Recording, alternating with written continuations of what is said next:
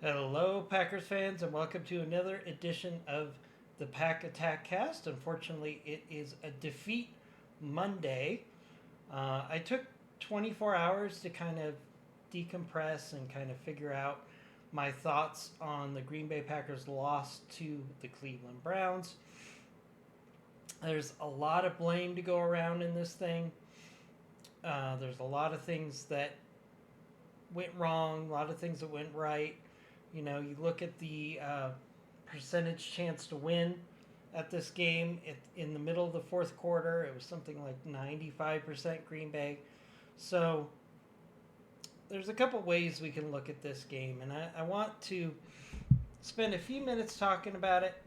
Then we're going to put it aside and we're going to focus on the Dallas Cowboys, who ironically look like a much better matchup for the Green Bay Packers than the Cleveland Browns. And I think that's the one thing we can come into with a positive in this game is that we do have a very winnable road game coming up this week against the Cowboys. Cowboys defense is not looking good. The offense is not looking good for the Cowboys. In fact, we just found out that CeCe Lamb will not be playing for the Cowboys on Sunday. That's a huge blow for the Cowboys, and it might be the difference maker in this game.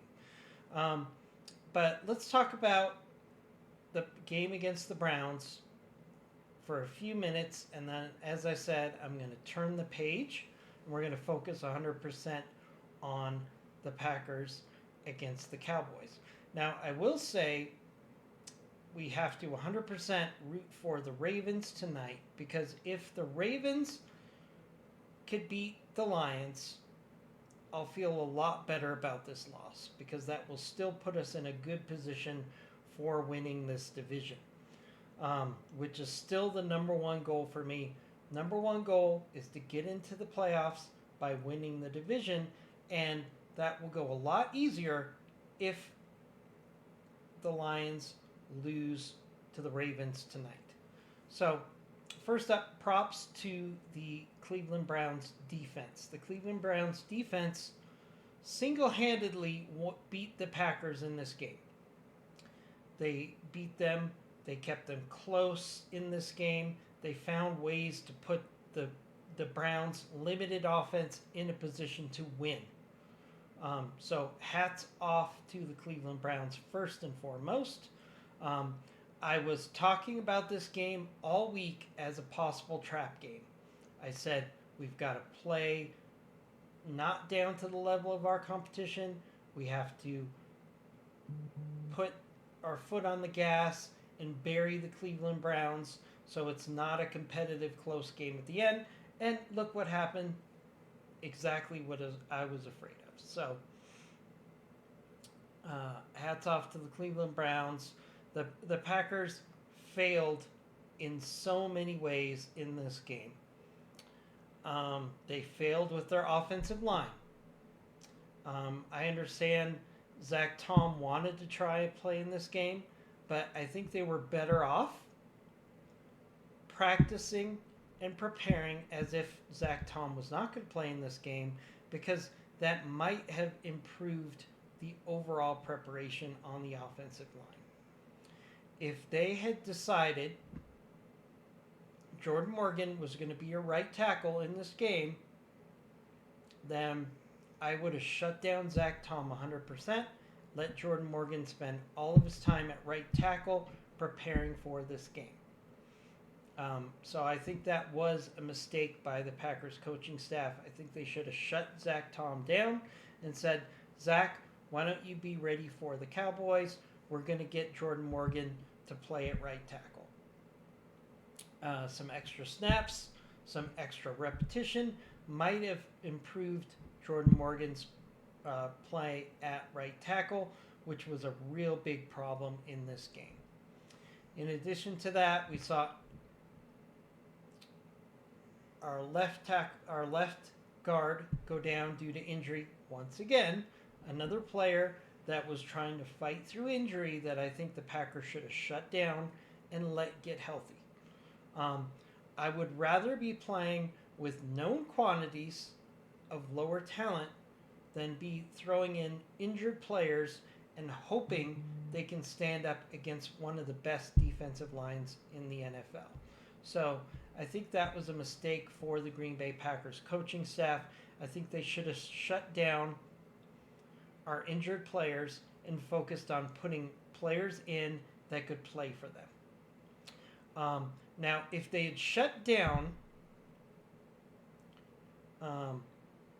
all of our injured players on offensive line, then I think they should have put in Jordan Morgan at left guard, and yes, Anthony Belton at right tackle, where he's been practicing consistently, and I think we would have had a better opportunity for success in this game. That being said, the Packers did do a lot of things right in this game, and I know a lot of people are crushing Matt LaFleur for not being more aggressive at the end of the game, but the reality was he was playing for a win in a tough on-the-road game against a really good defense, and all they had to do was make a field goal at the end of the game, and they probably would have won the game. Unfortunately, special teams once again let the Packers down. This was a huge mistake on the Green Bay Packers' part. They should have found a way to block that kick successfully. There were not one, but two players for the Cleveland Browns, when I looked at the All-22, that looked like they got hands on that kick. You had a gunner on the left side that broke protection and I believe touched the ball. And then you also had a lineman in the center of the get penetration and also touch the ball. Two Browns, I believe, touched the ball on that kick block. That was just a huge monumental mistake for the kicking team. You could talk about how maybe they should have got some more height on the kick, but at the end of the day, the pass blocking, the kick protection was not there for that kick. And that's what really killed the Green Bay Packers. All the things that went wrong in that game, you could talk about the interception by Jordan Love. We'll talk about that briefly. You could talk about the fact that they struggled on offense and the fact that the defense was on the field too long because the Packers were not able to sustain drives drive after drive against this really good defense. But all those things could have been chalked up to tough road game. We escaped with a win if special teams had done their job on that kick. And that's really the crusher for this team. We had problems with the offensive line, but we were able to find ways to get to a point where they could win.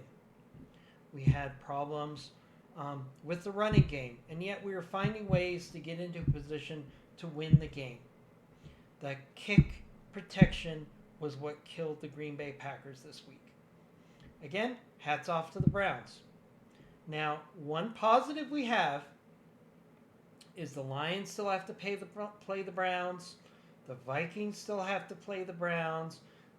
The Bears still have to play the Browns. And I think the Browns really should be a 2-1 team right now. They really should have won the first game against the Bengals.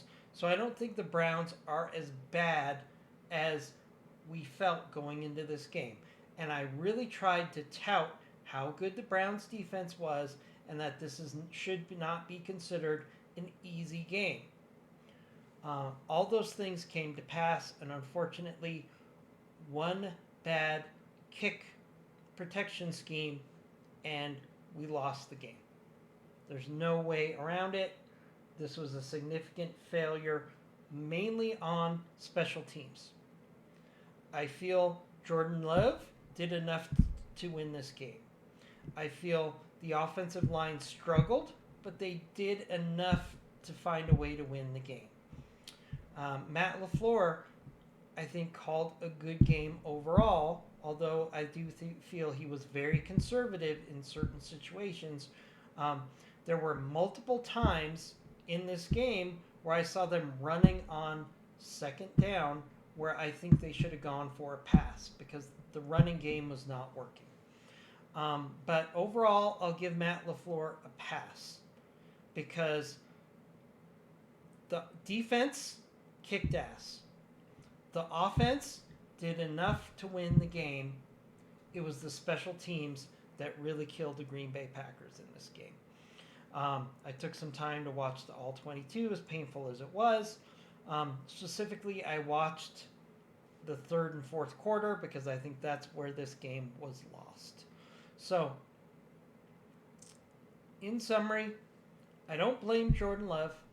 That interception, Matt LaFleur took responsibility for it. I'm going to let it go.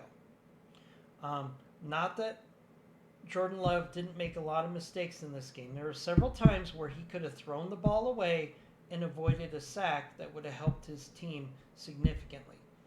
So Jordan Love is not entirely out of blame here, but I think he did enough to win the game.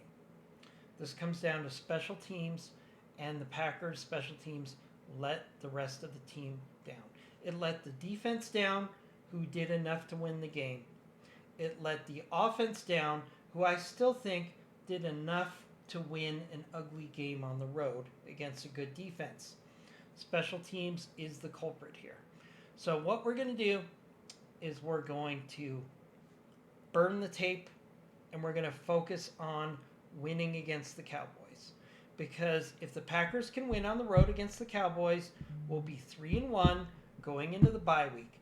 If you had told me at the start of preseason we were going to be 3-1 and possibly first in the division and going into our bye week, I would have been happy with that. So what we're going to do is we're going to shift gears. We're going to say, let's find ways to beat the Cowboys because I think the Cowboys are very gettable this Sunday night. It's a primetime game. The Packers defense is much better than the Cowboys offense, especially with CeCe Lamb being out of this game. That's a huge benefit for the Packers. Number two, our offense is much better than the Cowboys defense. If you look at the last two games for the Cowboys, they got lit up by the Giants and barely escaped with a win. And they looked horrible this past week against the Bears. And if the Bears offense can win a game against the Cowboys defense, then the Green Bay Packers offense certainly can. So this is what I'm hoping for right now. This was a wake-up call for the Packers, and they're going to come out and kick the Cowboys' ass. We've always played well at Dallas. We have history going for us, and I think the Packers got a wake-up call against a team that really doesn't impact their standings. At the end of the day, could this have cost us the number one seed in the NFC? Possibly. But it's a non-conference game against a team that's probably not going to make the playoffs this year. And it was a bad loss and a fluky loss. So I'm hoping the Packers will gather, circle the wagons, beat the Cowboys on Sunday so we can go into the bye week 3-1 and first in this division. We can do that, especially if the Ravens beat the Lions tonight. So let's see what happens tonight. It will definitely make me feel a lot better if the Ravens can beat the Lions. But either way, we need to shred this tape. And I know Matt LaFleur's message to the team was, you guys are better than this. You let a game go. Let's turn the page and beat the Cowboys. And I really think Matt LaFleur did a good job in the press conference I saw today where he called out his team and said, I don't want you thinking about what's going to happen in a month. I don't want you thinking about what's going to happen 2 weeks from now. I want you thinking about the game ahead of you only.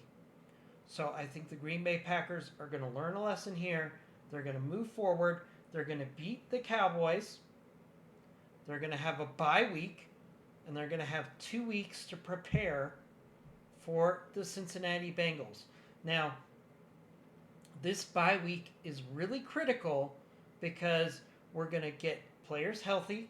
We're going to get players off injured reserve.